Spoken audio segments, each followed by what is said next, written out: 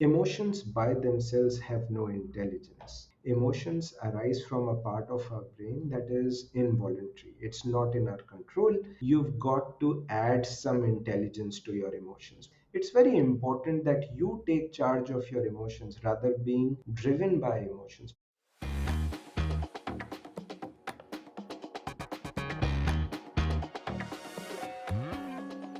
Welcome to the episode 4 of the Coursera podcast, where we have conversations with renowned experts and industry leaders to explore global trends impacting the future of education and work. I'm your host, Arunav Sinha, Vice President of Global Communications at Coursera. In today's episode, we will explore leadership.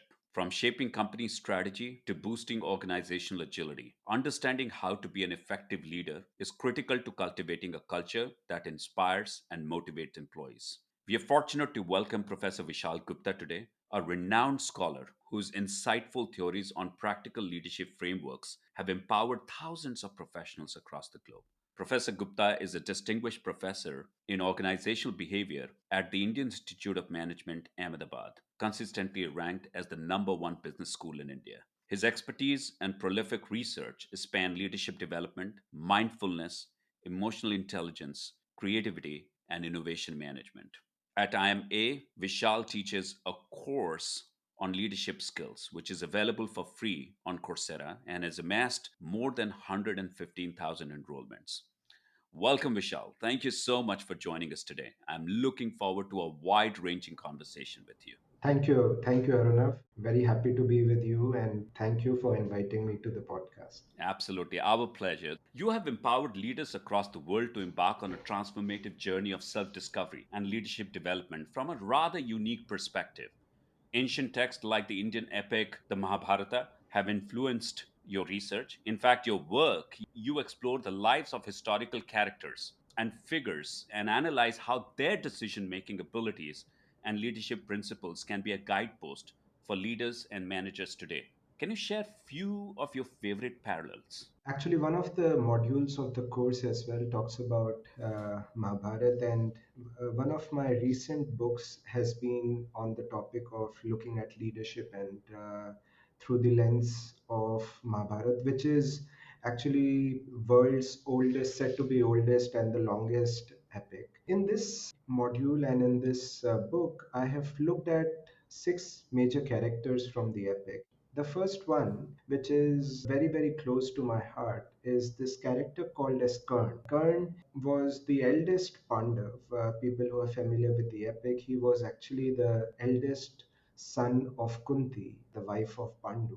And if you look at Karn stand alone in the epic, there are very few people who could be nobler than Karn. He was one of the greatest characters. Whenever we meet him in the epic alone, he is the best of the lot.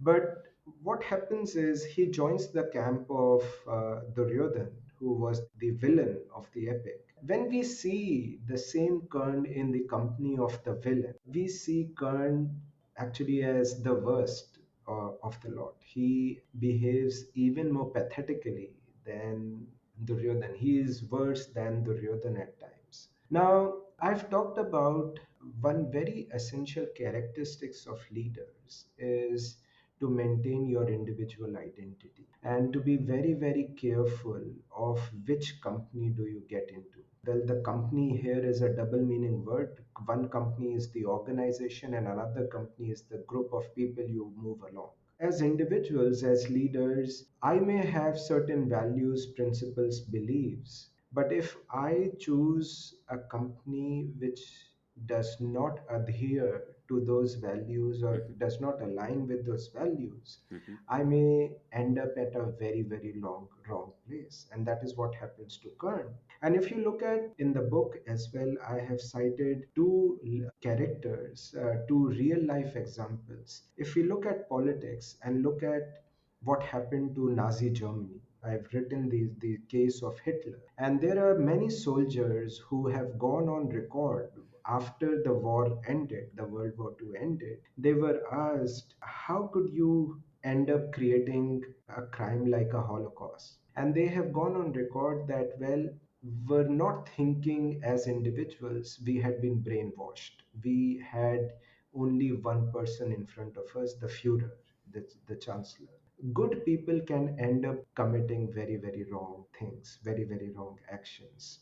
If you look at India, recently there has been a big fallout. The ICICI Bank CEO, Chanda Kochar, that's another example of corporate. A wonderful female who had been celebrated as a female icon, as a leader, but then, well, there were scandals that were unearthed, and she had a professional identity, but she had a personal identity where she did certain favors to somebody who had helped her husband out. So if you look at what happens is our identity clashes. We have certain values, and then we get into companies, and if we are not careful enough to think about those issues, something very bad can come out. The second character that I would like to talk about is this character called a Shakuni. Shakuni is one of the biggest masterminds of the epic, who is actually instrumental in leading to this bloody war that happens at the end of the epic. Through this character, I have talked about power and politics. I believe that no organization is free of power and politics. We all have to engage with these ideas of power and politics. The real question for leaders is whether the power and politics is functional or dysfunctional for the organization. If we are careful enough, power and politics can be directed to very, very noble purposes. They can be directed to achieving noble ends, and there are good things that can be done out of. But if we are not careful, we can end up being like Shakuni and committing big crimes in the organization. And again, I've written about Abraham Lincoln, the celebrated president of America. It is said he was the greatest president America has seen. And if you look at how the 13th Amendment to the Constitution of America was passed, there are again records on how different favors were given to different people, motivating them to vote for the amendment, etc., etc. So, if the purpose is noble, you can use your power and politics to achieving certain good ends. But there are also, again, from India, the Satyam scam that happened. People can end up using their power and politics to very, very wrong means. The real question is whether my purpose towards which I am using this power and politics is aligned with the organization's purpose and goal. Is it driven towards sustainability? Is it driven towards achieving a noble end? If that is there, then yes, we need to use power and politics. I think you emphasize on a great point. Individual actions do matter, but the impact of institutions can be enormous, and the role institutions need to play. Now, at a time when trust in leaders and institutions had somewhat diminished, if you look at various reports across the world, this is an essential skill to apply, essential lesson to apply. Can you elaborate on this and how such decisions may not be easy? And what is your approach to navigating ethical dilemmas in the workplace? Because Karn, as you can imagine, had huge amount of dilemma about which camp he is and his own personal moral compass. Absolutely, absolutely. The fundamental thing that we all need to think really is the purpose, is the end towards which we are directing our energies. I think Kern actually knew, he was told before the war began, he was told that what you are doing is not right. You must not be in that camp. But he said, well, I have my allegiance to this camp now. I understand with what I'm going to do is wrong, but I have my allegiance to this camp. So I think the crime is knowing that you are on the wrong path and still sticking to it. So the first thing, the question that you asked me, Arunav, is how do you begin managing these dilemmas? I think the first question we've got to ask ourselves is the purpose and end directed, the goal that we are working towards, is that towards sustainability of our society, sustainability of our civilization, sustainability of the world that we live in? That's the noble purpose. You see, Mahabharata talks about dharma. This is a very, very Indian word. This is a very, very Eastern word, dharma. The only word in English that comes closest to dharma is righteousness. And what does our epic say about dharma? What does dharma mean in our lives? It means just three words, which is written in the epic. Dharyati iti dharma. It's a Sanskrit shlok. Let me explain. Dharyati iti dharma. Anything that you do which is driven towards, which is directed towards sustainability is actually righteousness. Anything that we do which helps make our society better, that is the dharma that we all need to follow.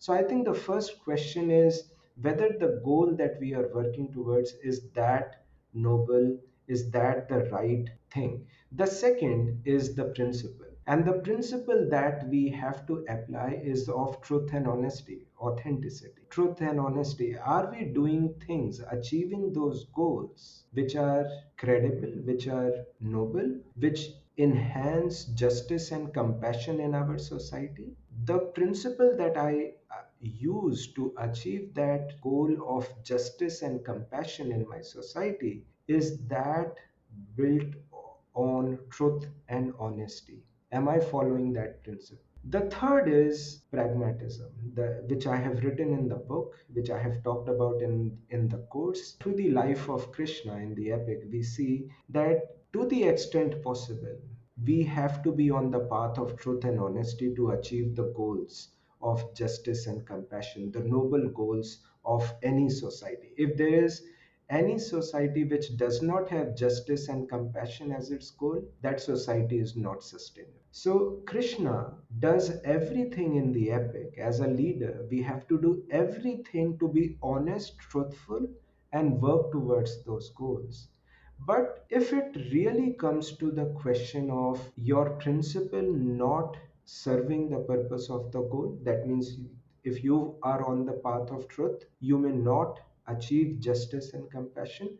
At those few instances, you may have to let go of that truth and honesty, but uphold justice and compassion in the society. I think it's a difficult issue to talk about, but if I were to say, you have your means, which is about sustainability, about justice, compassion, and you have your means, which is about truth and honesty.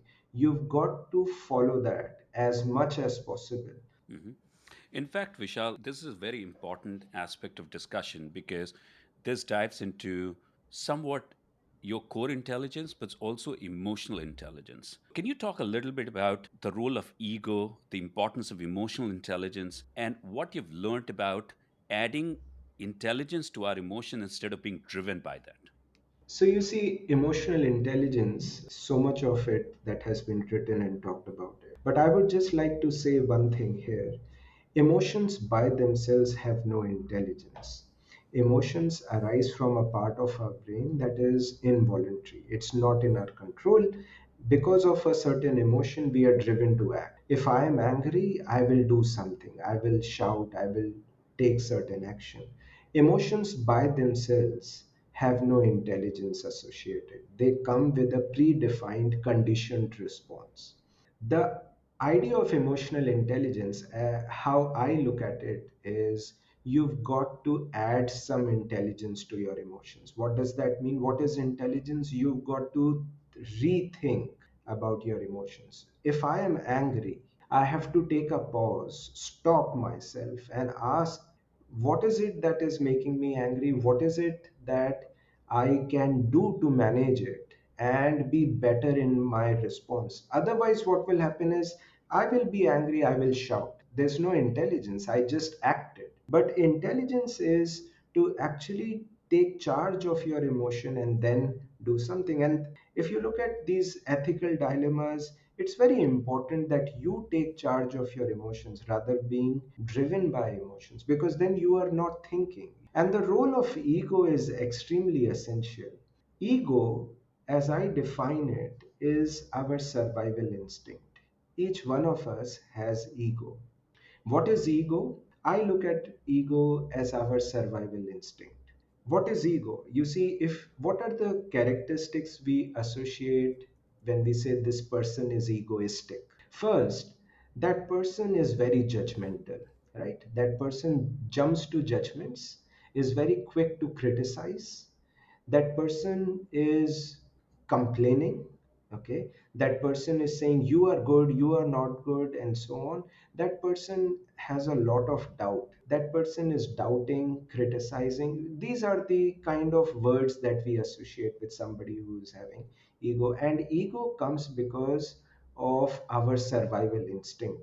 Human beings, because of our evolution, we have been programmed to behave in this manner because these instincts help us survive. If I judge, I am quick to jump to conclusions. They have helped me survive over time.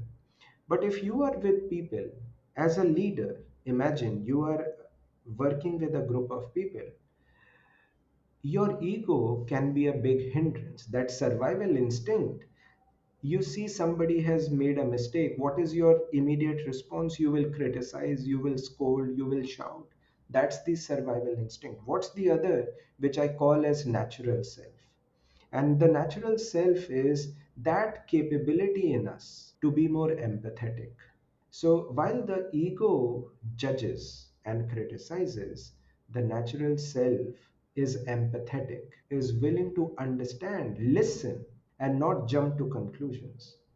While the ego fears and says, well, something wrong will happen. I give this thought experiment in my classes when I train professionals. I say, if your boss was to call you to office and says, Arunav, come and see me in my office. I have to talk to you about this assignment that I gave you to do. What will Arunav think? The first thing that crosses our mind is, what wrong have I done? Right? So the ego fears. The survival instinct drives fear. Something wrong may happen. Whereas the natural self is that capability to hope and believe that good things can also happen. I can learn, I can be better, etc. And the last is, the ego will always compare and say, good or bad, I am better, I am not better, and so on. Whereas the natural self practices gratitude, thanks for the opportunities that we have. A person who does not practice gratitude in his or her life has a big problem because that ego, that survival instinct is constantly telling us, I am not enough. You have to do more. And so we are not at peace. And that's the problem of our world. We are not at peace with our being. On the other hand, we are capable of practicing gratitude. Every morning that we get up, we thank for the opportunities that we have in our lives. As leaders, that's the intelligence that you have to bring in to manage your emotions. Because your judgments will drive anger, your fear will drive fear, right? That thinking that something wrong may happen. The comparisons will drive envy, which I have talked about, envy, jealousy, right? Feeling shame, maybe guilt. You have to add intelligence to it. You have to say that I can think differently about the world that I live in.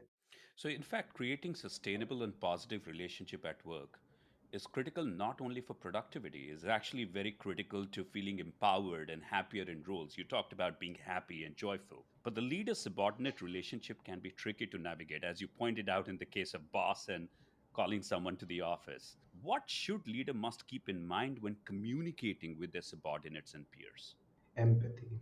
I think one of the mistakes that we do as leaders is we forget how we used to feel when we were in that place. A constant sense of making an effort to think from the other's perspective and then deciding on how you want to behave, how you want to do things. So that's one. The second is leading by example. Before we ask our subordinates to do something, to behave in certain manners, to give some deliverables, I think very important for us is to ask ourselves, am I living up to that standard? I truly believe that if there is an individual who does not do what he or she says, I think there is no bigger hypocrite. And that is how your subordinates are going to look at you. I have talked about that in the course as well. Leadership is all about inspiration. And you can only inspire people when you show it in your action. You show empathy in your action. You show the ability to put in that hard work by doing things yourself before you ask somebody to. In fact, Vishal, that could be even more important when we look at remote workforce, a globalization of talent, because Yes. you're not physically present next to the subordinate to show, and your actions need to speak in absence of you. Yes, yes. And you've got to be more innovative to find out ways and mediums through which you can show that, to make that happen. Because, as you very rightly said, I do not have my workforce today sitting in front of me. So I have to be doubly careful on how I write the mail.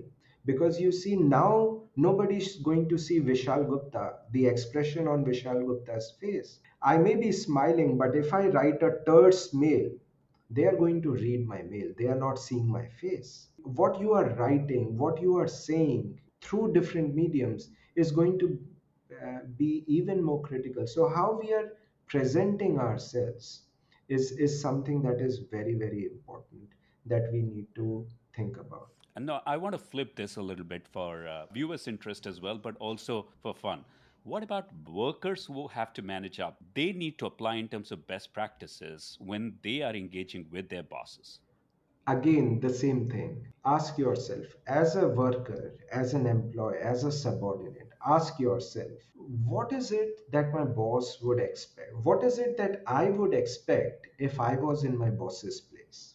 What kind of subordinate do I like? So, I will give you a real life example, Aruna. When I do my leadership training, I call this topic as leading upwards. I ask in my class, think of a subordinate that you are really, really fond of. If I were to give Arunav Sinha a very difficult assignment and I were to tell Arunav, you are free to choose one subordinate whom you will like to take on that assignment, who would that subordinate be? And I ask everybody in the class to think about their subordinates, their experience, and so on. And then I ask people, why did you think of that subordinate? Don't give me the name, I don't know those people, but tell me, why did you think of those subordinates? And I get different answers. I get answers like, they are loyal, they are willing to understand what I want, they deliver work, right? They are willing to give me good suggestions how I can do better.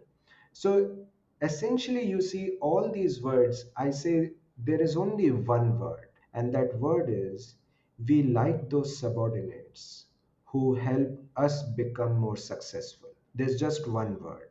I can give you hundreds of synonyms, but there's only one word. I like that subordinate who helps me become more successful at work. And when I become more successful, I like to take that subordinate along. So, as a subordinate, our responsibility is to ask ourselves, what is it that I can do to help my boss become more successful? What does that mean? If Arunav Sinha was to give me some work, if Vishal Gupta was to give me some work, how is it that I can do it to the best of my capabilities? Even more, can I understand what are their expectations? What are their working styles? And then I kind of see to it that I deliver on those expectations. I change my working to gel in with that working style. When the boss sees that my subordinate is actually delivering, is sincere, we start liking those people. And then lo and behold, we start changing as well. So you see, now I start giving that subordinate a lot more freedom. And that is how, even without having that positional power, that subordinate has started leading me. So I am willing to listen to that subordinate even more, give it autonomy to that subordinate even more. So I think very important to lead upwards is to, for some time, work for the success of your boss, because in your boss's success also lies your success. Understand their expectations, understand their working styles, see how is it that you can deliver, exceed expectations, and slowly you will become indispensable to the scheme of things. And that's the wonder. In fact, Vishal, I want to apply something that you earlier said in the conversation. is that when you are in this interlock phase where sort of the bosses are trying to develop a relationship with the subordinate, evaluating subordinate themselves with trepidation and nervousness, trying to have an interlock, Yeah. use dharma as a compass. Each of their actions, are they aligning to the broader sustainability and the broader good and compassion of the world? If they are, Yes. then give each other a good chance. Yes, yes. And for us, we don't have to go far beyond. What's the sustainability? I am believing that as a Coursera as an organization, as I am Ahmedabad as an organization, if we can align to the good of our organization, we are actually aligning to the good of the greater society as well. So we don't have to go far beyond to society. If we can just say that, okay, what is it that we are doing in our rights and capabilities, which is enhancing and extending the work that our organization is doing. We are on the path of sustainability. We are on the path of dharma, and that is what is actually dharma. There's nothing, no big deal. It's just dhariti iti dharma. Anything that is worth adopting is dharma, is sustainability. Got it. Now, organizations are consistently striving to build a culture that is conducive to high performance. Now, you have coined a very specific framework that you talk about in your course as well, which is called LEAP framework. Yes. Can you give us a very brief overview of what that framework would be? Because I would love readers to actually go and take the course to learn fully about it. Yes, that's something that emerged from my research, Aruna, and I call that as leap culture, and it stands on four values of organization. The first is learning orientation, learning mindset, which is as leaders, as members of the organization, can we have a value system of learning, which is every experience, success or failure, is a learning experience. We've got to become smarter. If it's a success, very good. If it's a failure, learn from it and move on. The second is E, which is enjoyment. You cannot have work in an organization which is not enjoyable. To make an organization enjoyable, what is it that you need? You need equity, fairness. I go back to the first thing where I was talking about justice. And the second is empathy, compassion. So, any organization which is enjoyable, any workplace which is enjoyable, you will see it is fair for its employees, or at least makes its best effort to be fair for its employees. And second is compassionate, is empathetic to its people. The third is autonomy, giving people, and we live in our time, in our times. You were talking about remote work. Autonomy and freedom is actually a necessity of our times, right? Gone are the days of micromanagement where a boss will sit and see people. So autonomy, freedom, giving people freedom to explore, experiment, try out new ideas, and so on. And the last P is performance. At the end of the day, you have to show results. You have to be accountable for the results that are expected from you. The problem that organizations make is they are enamored and caught with the P, that you have to show results, but they don't bother about the L, E, and A. And that is what I have talked about in the course, that to enable performance, you need the first three, which is the learning mindset, the enjoyment part, and the autonomy in the organization. This is a very powerful and scalable concept that can be applied across geographies, across boundaries, and any type of organization. Yes, yes. So that's the idea. So I want to shift gears a bit. And you have been an educator in India for many years, and I would like you to take a step back and spend a few minutes chatting about your outlook for the future of higher education in India. In fact, the Prime Minister, who hails from the same city in which you are, Prime Minister Narendra Modi, he mentioned that education will play a critical role as India emerges as a beacon of hope for the world. So, how do you see institutions like IIM Ahmedabad respond to that? And that's part one. But part two, and more importantly, do you foresee institutions like IIM Ahmedabad taking a step in making themselves more universally accessible to a global audience? And to some extent, your course does that, but you take more steps from institutions coming. I think it's a given. It's SDG, it's a sustainable development goal. Education is a must. And if you look at any society, which is developed or which is claiming to be developed, education has been a major driver for that. The issue really has been, how do we scale up those islands of excellence that we have in the country, be it IITs, be it NITs, be it IIMs. I would say COVID has helped in that regard, in the sense that people have become a lot more open to accepting online education. I have the experience. I used to teach pre-COVID. I used to travel to a lot of cities, do trainings, workshops, but today there is a far more acceptance of online, remote kind of teaching. And I think as an institute which is constantly driving and striving to improve the standards of education in our country,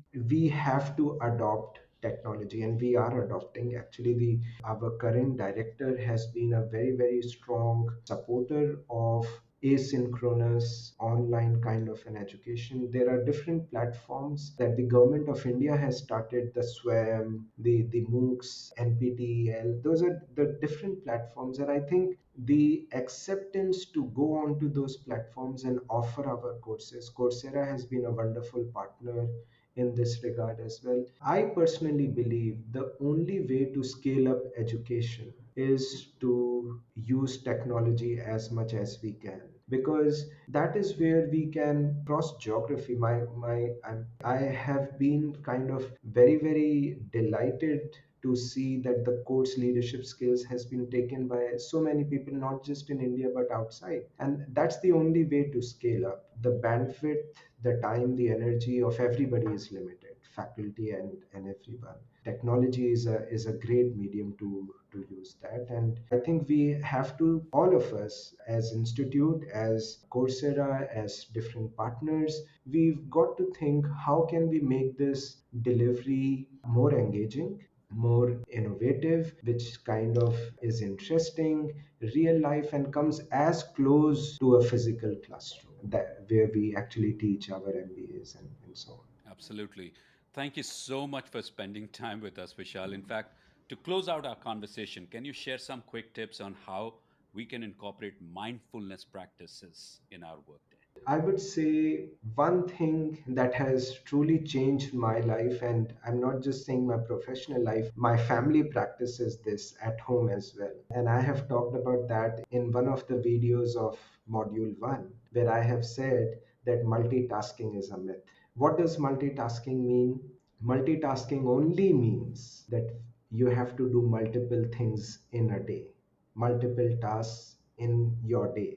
Multitasking does not mean doing multiple things at the same time, doing two things at the same time, because our brains are not wired to do multiple things at the same time. So we are conversing at the moment, we are just conversing. We are not watching our mobile phone. We cannot watch our mobile phone while talking, because our brain can either watch the mobile, look at the WhatsApp, or it can actually talk or listen. So I think if there is just one thing that I can share, is everybody just start practicing one very simple fact in our life, is we can do only one thing at a time. If you are studying, just study.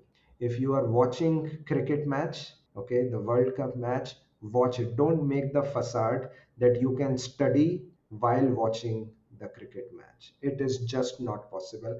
I realize it now. When I was a young boy, my mother used to say this all the time, Hindi, but I will translate it English. You are sitting in front of the TV from morning till afternoon. What have you studied? And we used to say, no, we have studied 5 pages and so on. I realize now it was a facade. We were not studying, we were just watching the match. Research today tells us that people who eat food while watching television, they are likely to eat for longer periods of time.